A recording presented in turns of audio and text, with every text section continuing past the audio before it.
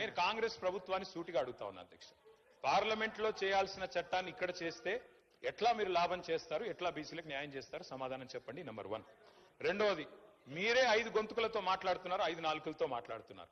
ఒకసారి రాజ్యాంగబద్ధంగా చేస్తామంటారు, ఇంకోసారి పార్టీ పరంగా ఇస్తామంటారు, ఒకసారి ఆర్డినెన్స్ అంటారు, ఒకసారి బిల్ అని చెప్పి మార్చిలో బిల్లు పాస్ చేసిండ్రు, ఇప్పుడు జీవో ద్వారా అంటారు. నేను ఇంకొక చిన్న ప్రశ్న అధ్యక్ష, ఎల్ఏ మినిస్టర్ గారు చెప్పాలా అధ్యక్ష. ఇక్కడ మనం బిల్లు పాస్ చేస్తాం, బిల్లు ఎట్లాగో పాస్ అవుతుంది, మనకు మెజారిటీ ఉంది, మేము అందరం సపోర్ట్ చేస్తున్నాం, పాస్ అవుతుంది.